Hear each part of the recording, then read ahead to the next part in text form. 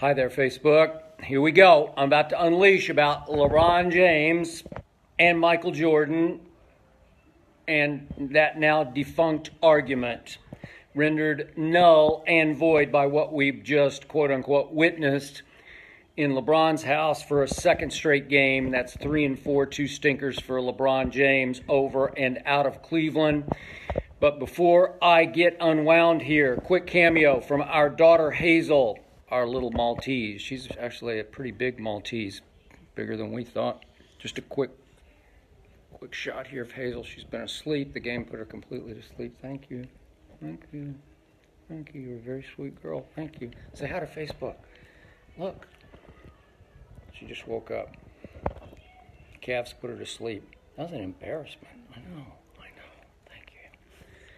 Here, Ernestine, my wife. Ernestine's also had enough of that quote-unquote game. So, I can't wait for Monday's Undisputed. It's 9:30 to noon Eastern on Fox Sports 1. Across from me will be my debate partner, my man, Shannon Sharpe, who's been wearing his goat mask, a literal goat mask, in honor of his man, LeBron James, as in the GOAT, according to Shannon, of all time. The greatest of all time, says Shannon Sharpe, that LeBron James is now greater than Michael Jeffrey Jordan, the man I covered in Chicago through his final Bulls run, 1998 playoff run, to his sixth championship in 6 tries with 6 finals MVPs. And I think that GOAT mask just got retired. I think Shannon Sharpe just lost 2 more cases of Diet Mountain Dew to me because I bet him tonight on Game 4, just Game 4 alone. I had Golden State because I thought LeBron and company were just shot through the heart after LeBron's meltdown in Game 1. I'm going to go deeper into that in just a moment. But he owes me a second case of Diet Mountain Dew because he predicted that LeBron for these playoffs would shoot 80+% from the free throw line. I haven't added it completely up, but it's probably around 74 to 75%. So he also fell short there, but he fell shortest on his argument that LeBron James has eclipsed Michael Jeffrey Jordan. You know what? It just makes me sick. And I don't want to pile on, but I can't help myself tonight. We don't have a show tomorrow, so I am going to spill. I'm going to regurgitate everything I've been harboring in the pit of my stomach over the last couple of months as LeBron James once again cakewalked through the Eastern Conference or the Leastern Conference to his 8th straight finals. And I got to tell you, he just laid a huge egg in these NBA finals. All-time huge. This was his worst finals of all. He's now fallen to 3-6, 9 finals. This had to be even worse than the all-time superstar meltdown I've ever witnessed, which was his first go-around with the Miami Heat when he took his talents to South Beach and joined forces with Chris Bosh, who was on our show the other day, and he was tremendous. Love Chris Bosh. Used to have issues with him, have no issues now because he's just brilliant, eloquent, and LeBron was lucky to have him as a teammate. And obviously the great Dwayne Wade, who taught LeBron how to win, helped him win. And just a quick aside, as I said on Undisputed 2 days ago, after Game 3, was it 3 days ago? I'm losing track of the days. But what I said after Game 3 was the quietest move at the trade deadline was the worst move that Cleveland made. They allowed Dwayne Wade to just go on about his business and go back home to Miami, and it cost them being competitive in this finals. Dwayne Wade would have saved LeBron in these finals, I believe. Dwayne Wade couldn't save LeBron in the 2011 finals when obviously they were up 2-1 with Game 4 at Dallas. LeBron, according to my friend Stephen A. Smith, went back to his hotel room and began making a list of names to whom he was going to say, I told you so, I told you so, I told you so, because he thought he was about to win his first NBA championship. And you know the rest of the story. Meltdown, meltdown, meltdown, meltdown. Chosen one, as LeBron deemed himself coming out of high school with the tattoo across his back, became the frozen one in the 2011 finals. I've just never seen anything. He just froze up, closed down, shut down, and his team collapsed around him. And they lost in 6 games. I thought my man Jason Terry should have been the MVP of that finals. Dirk was. Congratulations, Dirk. And, of course, LeBron did bounce back in the next finals against the baby thunder of Kevin Durant, Russell Westbrook, and James Harden. And he broke through after they lost Game 1 with a big non-foul call at the end of Game 2. Then he got fouled. To his credit, went down and made the 2 free throws, which has been his nemesis, late-game free throw shooting, especially in big games. And they went home and went boom, boom, boom, and that was that. But they got huge games from Mario Chalmers, Mike Miller. They had a huge game in Game 2 from Shane Battier. So it does take weird help sometimes.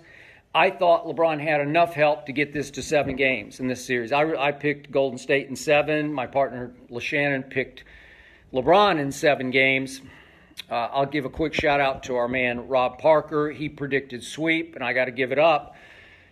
I've won a lot of dinner bets from Rob Parker, but he got this one right, and I think he won. I couldn't even keep up with the end of the bet, but I think it was, I don't know what it was, 200 wings or flats, or I don't eat wings, so forgive me. I don't know what they are exactly, but the bet kept going up to maybe 300 wings just on tonight's game, that it wouldn't be a sweep. And so Shannon, I don't know if he's going to show up on Monday. You better tune in. It's 6:30 Pacific, 9:30 Eastern, to see if that seat's empty across from me. I may have to debate myself. And if I do, it'll be the first debate I ever lose on national TV, because I think I'm the only one who could beat me in a debate. We'll see. That'll be a contest. I'll have to get up for that one on Monday. But the point is that LeBron stunk it up in these finals in ways, in this sweep, that he never stunk it up even in that 2011 finals. At least he played 3 good games. At least they were up 2-1 before the meltdown occurred. But this meltdown occurred early. I'm not going to give him a pass for this. This series turned in Game 1, near the end of Game 1. And don't tell me he doesn't have enough help, because LeBron had plenty enough help to be in position to win Game 1. He had the ball in his hands, down only 1 with 7 seconds left, top of the circle, gets the switch onto Lil Steph Curry. Steph Curry's, of course, 6'3" tall. LeBron's 6'9", 270. And LeBron had the hottest hand in a big game I've ever seen him have in Game 1. He took, 1-3 tonight, I think. He took virtually no jump shots tonight in 3 or 4 at home, Game 3 or 4. If you can explain this to me, he just shut it down from outside the paint. He wouldn't even attempt shots from outside the paint. It was just a handful in Game 3 and maybe 2. He did make that one little baseline. I guess that was just barely outside the paint when he shot the high arcing shot. But other than that, he took, I think, just 1-3 and missed it badly. So just shut it down from outside tonight. That's always been his flaw. Jump shooting, free throw shooting. But I'm just checking out here. Obviously, Doris Burke continues to interview, and I'm going to continue to talk. But the point is, end of Game 1. I'm not going to let him off the hook for this. For you apologists, you LeBron defenders, you blind witnesses out there, I'm right about this. I've always been right about this. LeBron James is afraid to take that shot down 1. He made 2 big buzzer beaters. I give you that. He's played more playoff games than more playoff minutes than anybody, and he's failed so many times, but he did not fail in 2 big buzzer beater games, as you know. Still, he got away with the goaltend ahead of the first one. And The other one, I still think he lucked it in off the backboard because I think he got too deep and shot it sideways, right-handed, running full speed to the baseline. And I think he didn't mean for it to tick the backboard before it went in. But whatever, I give it to him. But I'm not going to give him this one because 7 seconds left, hot hand. He's made 7 of 14 shots from outside the paint. Just go up and shoot it. You're the man. You're the guy that everybody tells me is better than Michael Jordan. You're the quote-unquote best player on the planet. You're better than Kevin Durant. Everybody's been telling me that all year long. You had your greatest offensive year ever, and you're not going to take that shot. It's the shot of shots. This is the whole moment. We're not watching this celebration right now if LeBron James can take and make that shot. Or if you want to drive it, if you think you can slip through the crack or power through the crack, because you've got Draymond, I can't remember which way it was, Kevin over here, Kevin Durant over here, Draymond to your left. And you can go one way or the other, and if you power past Steph and through, well, maybe you can get to the foul line. Do you really want to get to the foul line late in the game with 2 seconds left and have to stand there by yourself and not just make one? You'd have to make 2 to win the game, obviously. So he opts to put the game and the series and the finals in George Hill's hand. I've said it. I'm not being 20/20 hindsight hypocritical here. I said it on Undisputed the day the trade was made. I'm not a George Hill fan. I don't trust him. I don't believe in him. I appreciate his expertise. He does have a high basketball IQ, but the Spurs traded him because he's not that guy. He played on 3 Spurs teams. 2 got eliminated in the first round, and the second one got swept by Goran Dragic in the Phoenix Suns. Got swept in round 2. Not all on George Hill. I'm just saying he wasn't that guy at the point guard. He couldn't generate that sort of big game, big play electricity. And the one guy, I'm not going to put the ball in his hands with the game and the whole season on the line is George Hill. I turned to my wife, Ernestine. I said, I'd pick Cleveland to win the game. Game 1, to steal game 1. I was adamant about it. On the record, they're going to steal this game at Oakland. It's perfect spot. And I turned to Ernestine and said, we'll be lucky if he makes 1. And he made the first one, and I was pretty surprised. And I was not surprised that he missed the second one. And yet, Kevin Durant was then on the hook to be the lowercase goat of the game, as in the reason that Golden State lost the game, because he failed to box out with inside position in the rebound lane, J.R. Smith. And you know the rest of the story. J.R. snakes in, grabs the rebound, has lost track of the score. He thinks, who knows what he was thinking. He thought they were ahead. He turned to LeBron a couple seconds later and said, I thought we were ahead. So he doesn't know what to do. He dribbles the ball out toward half court to kill the rest of the clock. LeBron's screaming at him. Then LeBron's trying to call timeout. Ty Lue's trying to call timeout from the far bench.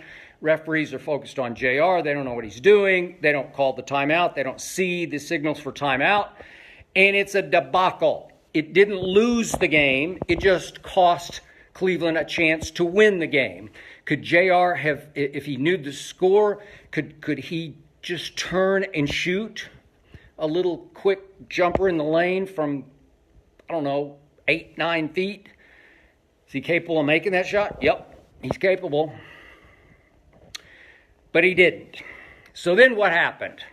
LeBron James lost the finals right there and then on the bench. Again, Dwayne Wade's there. This doesn't happen. Dwayne Wade's going to put an arm around him, hug him close, and say, hey, no, sorry, you can't do this. Hang on one second. My TVs are so bright, I got to get them.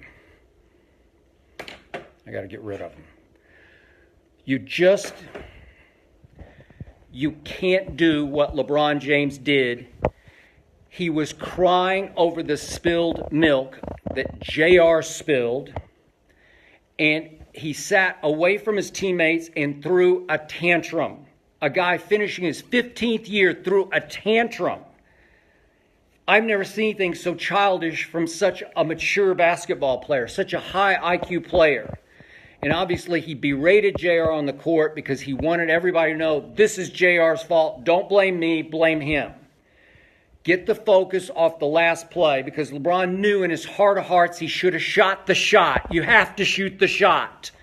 You're LeBron freaking James. Shoot the shot. You got a hot hand. I know it's that classic case. It's down one, so it's a do or die shot. He's never been any good. He always shies away from the do or dies. The two that he made were safety net shots where you're tied. You can go to overtime. It's no big deal if you miss. He's missed dozens of those in his career. You can shoot it with a certain peace, a certain conviction, because you know you got a backstop, you got overtime. In this case, he was going to have to shoot it with no safety net. It was going to either go in or not go in, and he did not want that pressure. So he gets away with making the right basketball play, quote unquote, just as he did last year in Game 3 to Kyle Korver in the corner. Wrong. You're LeBron freaking James. You make the play. You make the shot. Michael Jordan doesn't pass in those scenarios or situations. Michael's not the passer LeBron is, but Michael was a really good passer, averaged, 6 assists in his career. I think it was closer to 7 in the playoffs. I might be one too high. I think it was about 6 and 6 playoffs regular season. He could have averaged 10 assists easily if he had chosen to, but he was the scorer on that team. He was as they called him, the bailout guy at the end of the 24-second clock. Just give it to Michael and he'll create a shot, make a shot. Okay? That's what he did. Way better than LeBron can do it. LeBron's a terrific scorer. No Michael Jordan. Michael Jordan won 10 scoring titles. 10 to LeBron's 1. 10 to 1. Wow. Okay. So, LeBron's sitting a seat away from his teammates. JR's comatose, in shell shock, and nobody wants to talk to LeBron, and he leans over and asks about a timeout. He knew they had a timeout. Ty Lue called him out the next day by saying, I told them with 34 seconds left they had a team timeout. They called timeout just to talk it over. And he told everybody in the huddle, said Ty Lue, we have one more time. We have saved one if we need one. So I don't know what LeBron was doing. He's trying to blame somebody. He's trying to show the blind witnesses, don't put this on me, put it on my team. I don't have enough help. I don't have enough help from my coaching staff. And he threw a tantrum. He threw in the psychological towel. I've never seen anything like it. He quit on his team right there in that huddle. We got to see the extended video 2 days later, and it's ball game, series over, because that team, it's going to go as LeBron goes. There's a lot of talent on that team, but they just wait to see what the diva's going to do. The drama king. And what does he do in overtime? He just pouted. He just gave up. He quit shooting. He went 2 minutes and 26 seconds of the overtime at Oakland. Remember, it's 0-0. What does Jordan do? What does Magic do? What does Bird do? Name somebody. Bill Russell. What do? They rally the troops. We got them. If I told LeBron before the game, you can have overtime tonight here at Oracle. Yeah, take it. Game 1, what were they? 12.5-point underdogs? Overtime, it means you get to start 0-0, play 5 minutes. For the series, if you win that game, the Golden State's fighting uphill all the way. Golden State was in huge trouble against the Rockets. They were getting bullied. They were getting blasted physically out of their offense, pushed around. If Chris Paul doesn't go down, I'm pretty sure Houston wins. I don't know that for a fact because nobody will ever know that. But in my heart of hearts, I think Chris Paul would have gotten them home the way he was playing. He was taking it up a level that I'd never seen him play at. And that team was physically superior to Golden State. Football physically superior. My God, P.J. Tucker, Ariza, and Chris Paul while he was healthy. Capella. They were doing a physical number on Golden State. Golden State's a finesse team. Golden State was getting their butts kicked on the boards by Cleveland. Cleveland won the backboards for the series by 60. They're plus 16 in the 4 games on the backboards. What does that tell you? They're the more physical team. Obviously, they lost the 4 games from 3 and from the free throw line. Well, that happens. So here we are in game 1. LeBron doesn't shoot for the first 2:26 of overtime. 2:26, and they're down 7. And it's game over. And then he took 4 more half-hearted shots and missed all 4. He went 0 for 4 in overtime. You want to talk about the all-time stinker? That's it. That's it. And here's the capper. He had scored 51 points. He made 2 free throws in overtime. So let's just do it this way. He'd scored 49 points in regulation. 49. So he went from having maybe his greatest game ever to his ugliest finish ever. He didn't take the shot. Tried to blame everything on JR, which was the all-time mental blunder. But again, didn't cost the game, just cost them a chance to win the game. And then he melts down in the sideline huddle. Just completely melts down. He won't talk. He won't put his hand in. It's just the all-time shameful embarrassment. It's the all-time bad look for a superstar. That's where you're disqualified from the Michael Jordan discussion. You're over and you're out. You're null and you're void. Right then and there, you're done, in my book. I just can't take it. Again, I've taken such a beating, and I don't care. It doesn't bother me. One thing I do have is thick skin. But I've taken such a beating. I'm a LeBron hater. No, I'm just a truth teller. I'm just telling you what the guy isn't. He's supremely gifted. He's the best passer in basketball. He's the biggest, baddest freight train I have ever seen powering to the basket. But leader? No. Big shot taker and maker? No. Did he come alive here late in his career this year? He made some bigger ones. I'll give him that. But through his career? No. Winner? No. Eastern Conference? Yes. Great front-running cakewalker in the East? Yep, I give you that. Very smart to stay East. Whatever team he's been on has been favored all 8 years in a row to win the Eastern Conference, and he pulled it off. And that's a great feat on durability. Most durable athlete I've ever seen in any sport. Iron Man. I give you all that. But mentally tough? No.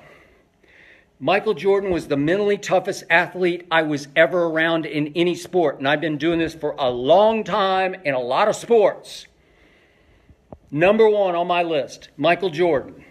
Ali was up there too.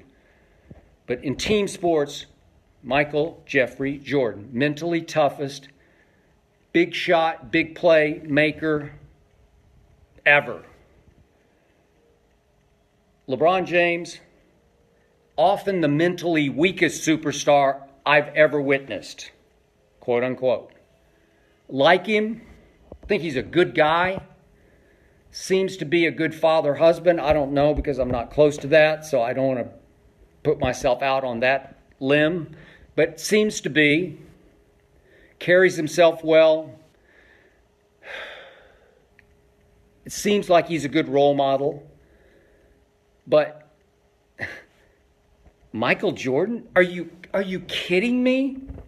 Seriously, Michael Jordan, let's just boil it down to this. Michael Jordan was a basketball assassin. I know him. A lot of times, not a good guy. I don't care. We're gauging him as a basketball dominator, assassin, basketball killer, rip your heart out, rip your throat out. Didn't care what anybody said about him. LeBron always worried about what everybody says about him. Thinnest skin of a superstar ever seen. Constantly haunted by, how am I coming off? How am I perceived? How do I look? What are they going to say? Mentally weakest in big moments I've ever seen of a man that talented. That's a meltdown that cost your team whatever semblance of a chance you had in the finals in game 1. Then we go game 2, they played a really good third quarter. They won 34-31 at Golden State, which I did not think was possible because obviously Golden State has owned the third quarter. So gave him a little ray of light, semblance of hope. So you come home and we're all thinking, the world thought LeBron would win game 3. It's LeBron at home. You're good enough. And they were good enough. And what happened? Same thing that happened in Game 3 a year ago. Same time next year. A year ago, Game 3, Cavs are up 6 on a J.R. Smith 3 with 3 minutes to go. Up 6. This is LeBron in his palace. This is his house. If you give Michael Jordan the basketball up 6 with 3 minutes left in an NBA Finals game, down 0-2, I promise he'll just get it home. You won't be able to stop him on offense or defense. And what happens last year?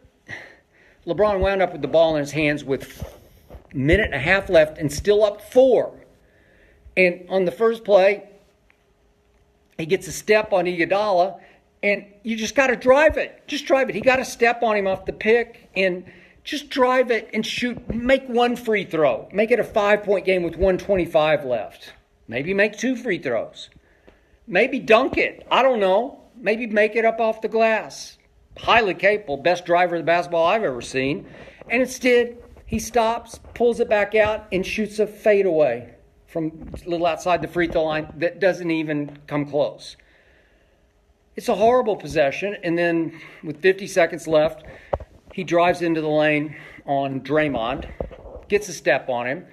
KD is lurking, but if you're LeBron James, you just got to take this shot. This is the ball game now. Kevin had just made the baseline jump shot at the other end to cut it to 2. So you're still up 2. You just need, with 50 seconds left, you need to make a basket.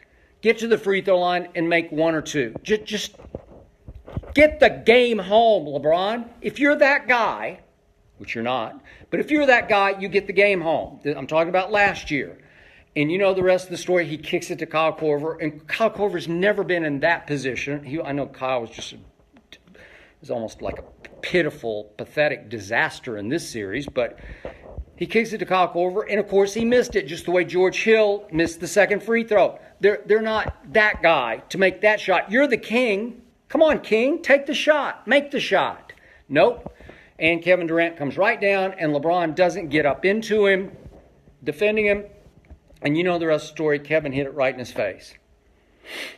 1-point lead for Golden State. They come back the other way. LeBron has the ball over on the side.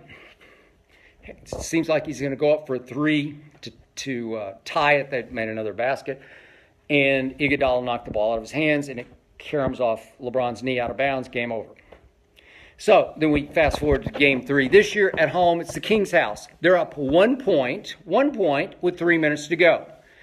And the Cleveland Cavaliers get outscored 14-5 down the stretch. So last year down the stretch, from up 6 with 3 minutes left, they got outscored 11-0 down the stretch. This year down the stretch of Game 3, it's the pivotal game. You're down 0-2 at home in both cases. Last year, this year.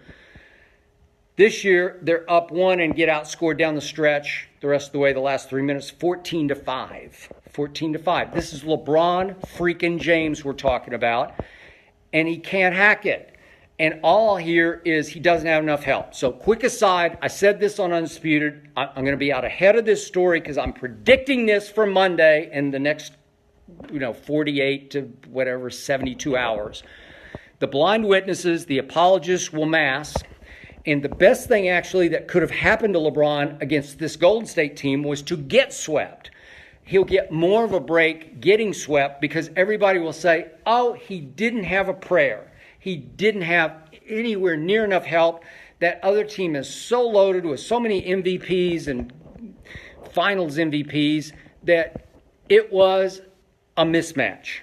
So LeBron will get a break for the mismatch where if they'd won a couple of games, then maybe people would start to say, well, wait a second, maybe LeBron was at fault because they had a chance to make this more of a series than they did. So he'll get a bigger pass getting swept when he was pathetic in Game 1. Way beyond Kyle Korver pathetic. His behavior was pathetic in Game 1. It was unconscionable. It was egregious. It was all-time unacceptable for a superstar leader of a team that won the Eastern Conference. A superstar who was back to his 8th straight finals. You just can't do that. So Game 3 is the turnaround game. Obviously, Kevin Durant outplayed LeBron James on both ends of the floor, had 43 to LeBron's 33 in Game 3, and took the game over in every big moment on offense and defense. And that was the end of that deal. They were pretty much blown out of the water in Game 3. Then tonight, a second straight stinker for LeBron, who is just, let me get my notes.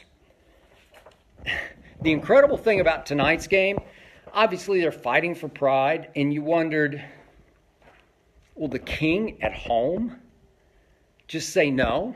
That's what my man Shannon Sharpe said on Undisputed today. Again, you can see us Monday, 9:30 to noon Eastern, Fox Sports 1.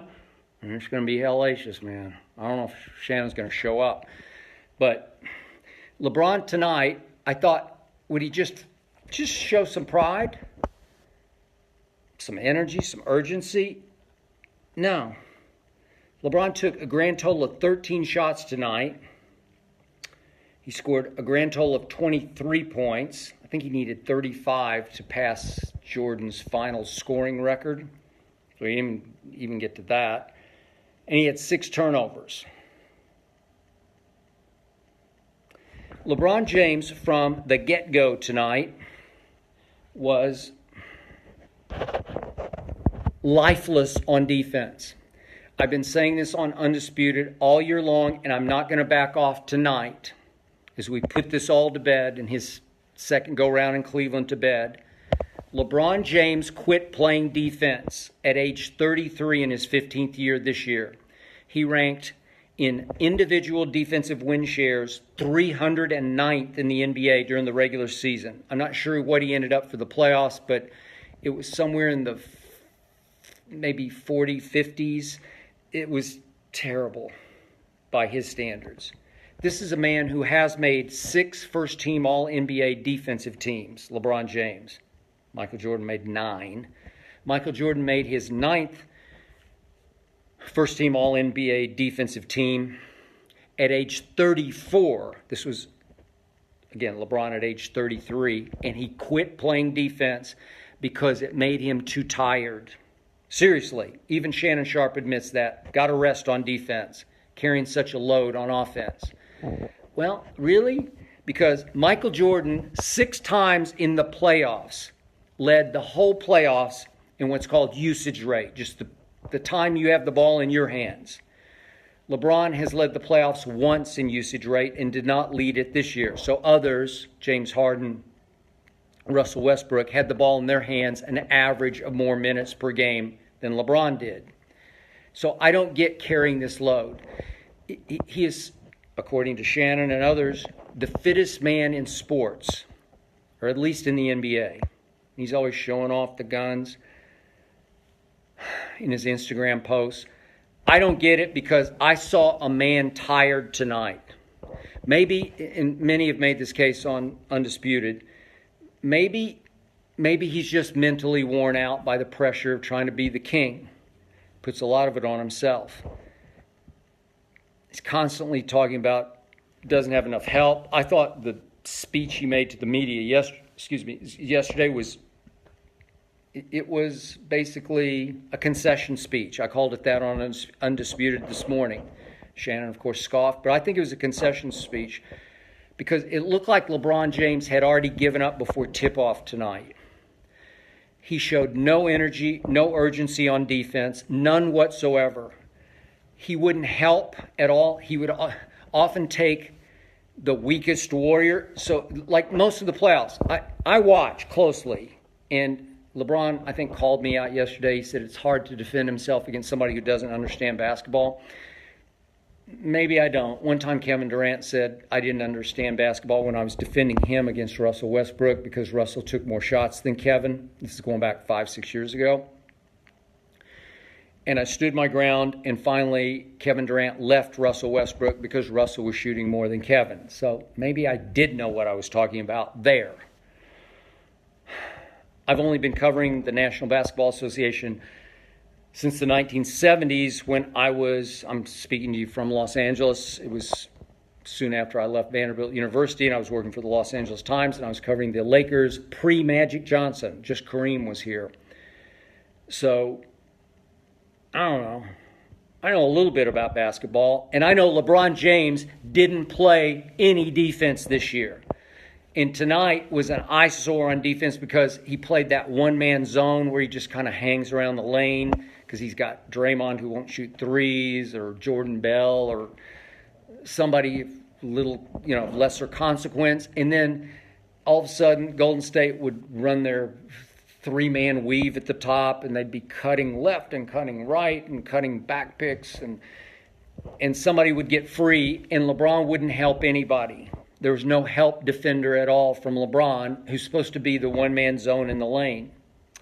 I don't know, just hard for me to watch. He's better than that. He's greater than that.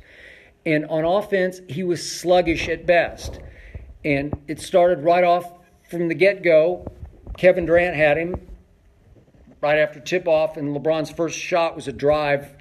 He attempted to drive on Kevin Durant, who just made him eat it, blocked it, clean as a whistle. And after that, LeBron was just sluggish. He went up again with 23 points. What was his? He had seven rebounds, 8 assists, but the 6 turnovers. But took only 13 shots, which showed you he just wasn't into it tonight. So that's 2 straight home stinkers. And in the first half, I tweeted this at halftime, he just looked tired, mentally worn out, physically worn out. I don't know. Michael Jordan didn't get tired. I know we had a little mini teapot controversy this week. I don't read the blogs, but my wife Ernestine said, hey, somebody found your column, or you can get it off LexisNexis, easy to get. Column I wrote after Game 5 of the 1998 Finals when I was the lead columnist for the Chicago Tribune. And in it, I think I have it here somewhere, but it's not handy. Anyway, the point was, in the opening paragraph, I referred to, I don't have it right in front of me, but I'm paraphrasing a little bit, but this is the night that Michael Jordan proved to be mortal. He stunk up the end of the game, and I blasted him in this column. This was the night I said that Michael Jordan got tired. It's just a sarcastic reference because he never got tired, and nobody said he got tired. It was just a throwaway line and I had 20 minutes to write that column, and I would encourage you to go find it because there's no other reference. There are 22 more paragraphs in that column. No other reference to getting tired, no quotes about it. Nobody brought it up. It's a sarcastic line. I'm being sarcastic because the only thing I was criticized for in Chicago was being too big of a Jordan defender, if you can believe that. I loved Michael Jordan because he deserved to be loved. In fact, during that finals, Bob Costas on NBC as the lead play-by-play man, my friend Bob used my line in the Chicago Tribune in which I called Michael Jordan a supremely talented overachiever. Like he's got both things going. He's got supreme talent and he's an overachiever. Those were the days working with the great Tim Grover, the trainer, that they would do what they call the Breakfast Club meetings and workouts every morning. I believe they're at 6 a.m. at Michael's house with Scottie Pippen and Ron Harper, the other 2 front court players for the Bulls, that 98 team, and they hit the weights. And they did everything Tim Grover asked them to do at a supremely high overachieving level. So that was the Jordan who I thought was going to end it that night in Game 5 because they were up 3-1 with one more game in Michael's house, the house that Michael built, the United Center in Chicago. And I thought there was no way he was going to allow them to have to fly back to Utah for then, it was a 2-3-2 format, games 6 and 7. And I was dumbfounded and shell-shocked, as was the rest of Bulls Nation in Chicago, Illinois, to watch Michael fail down the stretch. He played the whole fourth quarter. He did not get tired. Again, it was a sarcastic line because I was saying, wait a minute, maybe he is human. Because that was the first human game I'd ever watched Michael Jordan play. And he did take a last shot, which was virtually impossible. He had to run to the sideline to catch the inbounds pass and catch it and fall away from the basket. He's 30-some feet away, 35 feet maybe, and shoot a fall away from out of bounds which, as I said in the column, drew nothing but irony, not iron, because the guy best known for making last-second shots missed everything. And here we went back to Utah. And then you could also look up the lead on my column after Game 6 at Utah. And again, I don't have it in front of me, but the gist of it was, that's why Game 5 happened. He was setting us up for Game 6. Because all Michael did in Game 6 was only 2 nights later. There weren't these 3 days off so you could rest and recover. All he did in Game 6 at Utah was score 45 of their 87 points. And all he did was steal the ball 4 times, including the steal late in the game from Karl Malone on one end, dribbled it up the floor. Scottie Pippen's over on the wing with his hands out like, give me the ball, I'm open. He was open for a 3-point shot to win the game, and Michael said, nope, my ball, my shot, my team, my year, my game. I own the game of basketball, and he did. And he, little subtle shove off Brian Russell. It's the way the game was played in those days. And he went up just from beyond the free throw line, and he held the pose. I still have the one picture. It's the only sports picture I own, the only memorabilia shot from up court. You can see the horrified faces in the end zone section of Utah Jazz fans. This was in Utah, in Salt Lake. And they're just looks of, he did it again. Swished it clean as a whistle. And that was that. That was basically the end of Michael's career, because the 2 Jerrys, Reinsdorf and Krause, basically ran him off because they ran his coach off. And true to his character and basketball backbone, he said, you run my coach off for Pink Floyd, as they called him, Tim Floyd from Iowa State, I'm gone. And he walked out the door with Phil Jackson. And he stayed out for 3 years and had 2 just sort of ceremonial years, as you remember, with the Wizards, that didn't really count to me at age 39 and 40, but whatever. He had earned the right to go play a little bit more basketball, but I only count the Bulls years, and I count that last year, and I count what he did in Game 6 after Game 5, and he was not tired. Nobody ever talked. There was never a narrative that he was tired. He made first-team all-defense that year. He dominated the game defensively in Game 6 in what was his final game, finals game.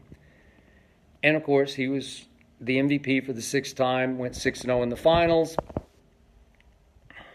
And people make the case that LeBron James is better? Seriously? It's laughable to the point of being sad to me. I know Michael Jordan. I was there. I witnessed the force field, the assassin look in his eyes, the cold-blooded basketball killer that was Michael Jeffrey Jordan. I've never seen anything like it before. LeBron's the flip side. He's too nice for his own good. He's too thin-skinned. He's got great talent. But in a lot of ways, LeBron's a supremely talented underachiever when it comes to winning. And we saw it in these finals. Meltdown Game 1, kind of a non-game in 2, and then 2 stinkers in 3 and 4. Just stinkers. Just lifeless, didn't show up kind of games. And again, did he just sort of give up on his team and teammates and coach? I guess so.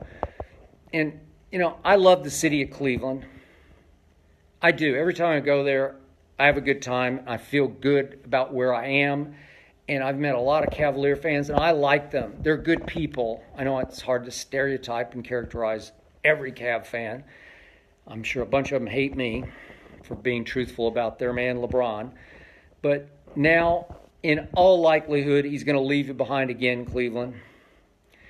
And he's going to go where the grass is greener and the help is better, I guess. I don't know, there was even a story today. Maybe he'd go to Boston if Kyrie wanted to go home, quote-unquote, to the Knicks, because Kyrie could opt out. I mean, he hasn't signed long-term with Boston. That'd be the best help he could get. With Jaylen Brown, Jason Tatum, and, their cast, Horford. I don't know if Marcus Smart could fit back under the cap. I don't know. But is that the best? To me, it seems Philly, because you got those 2 nuclear weapons, those 2 kids coming in Embiid and Ben Simmons, and if they could keep most of their sharpshooters, that would be a good fit. He needs to stay East. He doesn't need to go mess with the West. Houston, maybe. I just don't know how you fit it all under the cap and have a semblance of help around your big three with Harden and CP3 and LeBron. Not sure that's enough. In fact, it's not enough to dethrone these Warriors. LeBron could just sort of semi-retire and come here to Los Angeles. He owns, I read, 2 houses in Brentwood, which is about a mile that direction toward the ocean. I'm in Century City. He would be in Brentwood, very exclusive. Would he just semi-retire just for quality of life so his kids could go to school here and they could enjoy the weather and the city? It's a great place, Los Angeles. And he could play for the Lakers with Lonzo. I think they'd hit it off great. High IQ, completely unselfish. And the Laker kids that we know, I don't think they could keep Julius Randle, but Kuzma, Brandon Ingram, not enough to unseat the Warriors, dethrone the Warriors, obviously. So you got to stay East. I know Pat Riley's going to make a big push. I just don't know what they have to offer. And I'm not sure what Dwayne has left. But he had that one huge game, 28 points. Remember, at Philly in Game 2 for the Heat this year, the Kevin Hart game. Wow, what a game that was by Dwayne Wade. He still has that in him. He just can't do it every night. He can give you 20 of those minutes, maybe 15 to 20. But he can't give you 40 of those minutes. So is that enough to lure LeBron back? I know he still has Miami in his heart. That's what one source very close to Dwayne keeps telling me. They're having discussions.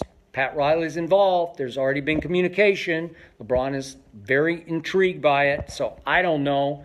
But I feel sorry for Cleveland because that was the end of LeBron in Cleveland. And yet, in the end, I'm happy about that.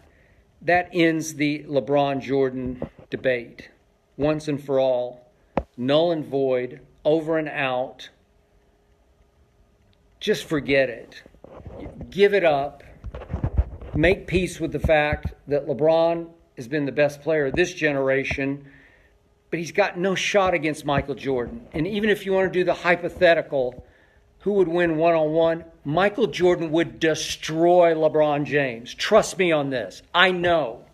I've seen Michael destroy other players. Maybe not of LeBron's talent or girth or size or power, but Michael was strong. Long and strong. Explosive leaper.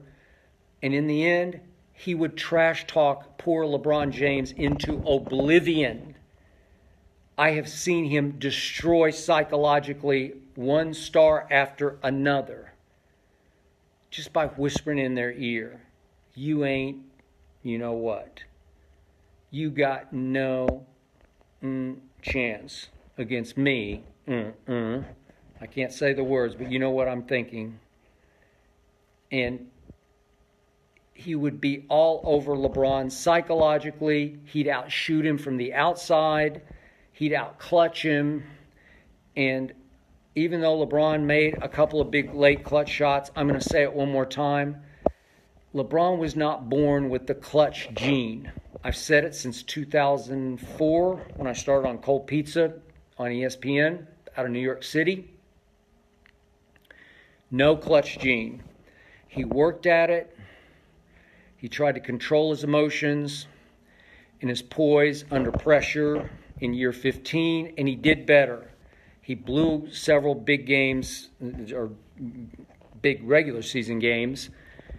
He had one disastrous stretch, but he did make the two big walk-offs, but they were to win, not to tie, not to win by one. He had the safety net both times of overtime, and I still say I would never trust LeBron James' clutch gene. I wouldn't trust. He showed you in Game 1. That's when the stakes were highest. That was to dethrone Golden State. If he would have taken and made that shot, and Golden State had to fight uphill, we would have had a 7-game series. Maybe Golden State would have come back and won in 7, but that was the series. And that ended LeBron's second go-round in Cleveland, and it ended the Michael Jeffrey Jordan conversation once and for all. I don't want to hear about it anymore. I want Shannon Sharpe to destroy that, to just burn that goat mask that he wears. It gives me the creeps anyway. I told him he should wear a scream mask. Now, that's what he should wear on Monday, just to hide his face. Or maybe a mustache and glasses so you can't recognize who he is. So, Shannon, you owe me 11 cases of Diet Mountain Dew now, and you owe me an apology for all those hours I've had to sit across from you at the debate desk on Undisputed, listening to you make your lame, pathetic, wrong-headed case that your man LeBron is better than MJ. It's over and out. That was the worst finals LeBron has ever played, even somehow eclipsing 2011. I feel sorry for you blind witnesses tonight, and I feel sorry for Shannon Sharpe on Monday morning on Undisputed. I'm not going to back off. I backed off after Game 3, the day after Game 3. What was it, Thursday? I felt sorry for him, and I told after his opening salvo in which he just did his no mas, mea culpa, I got nothing. I turned to Joy Taylor, and by the way, congratulations to Joy. She's moving over to Colin Cowherd show across the floor from us as it follows Undisputed, and we will have Jenny Taft in. I'm looking forward to that also. It's a win-win, but I turned to Joy after Shannon's opening remarks on Thursday show after Game 3, and I said, I feel sorry for him. I don't now. I'm sorry. He lost all his bets, all his wings to Rob Parker, all his Diet Dew to me, and I'm going to pile on Monday. I'm sorry. I've taken my fair share of abuse, and I'm going to unleash on Monday on Undisputed. I'm going to throw some haymakers, and I'm going to end this LeBron-Michael discussion once and for all on live television between 9:30 and noon Eastern on Fox Sports 1. I will see you then, Facebook. Thanks for watching. Thanks for listening. And congratulations, by the way, to the Golden State Warriors. And I haven't heard who got named MVP because I was distracted here. I hope it was Kevin Durant. He earned it again with just the Game 3 performance. I know he had a kind of a quieter triple-double tonight, but he also had 3 blocks tonight. I know Steph bounced back with a huge game, made 7 threes tonight. That'll work. But Kevin made all the shots in the game of games, Game 3. That's when it could have been still a semblance of a series if LeBron had managed to pull that off with that 1-point lead with 3 minutes to go. And Kevin Durant said, no, not in LeBron's house. He took the game over on offense and defense, and he deserves MVP, and I'm just guessing he won it for a second straight year and proved once again, when it matters most, he's the best player on the planet, Kevin Durant. He left Oklahoma City. Who can blame him now? He's got 2 rings and 2 finals MVPs. You can laugh all you want. You can cry all you want. But when the smoke clears, history will remember Kevin Durant has 2 rings that could be, 4 or 5 at this rate. And who knows how many finals MVPs. So thank you for watching. Thank you for listening. And I will see you, Shannon Sharpe, on Monday at 9:30 Eastern on Fox Sports 1. Good night, Facebook.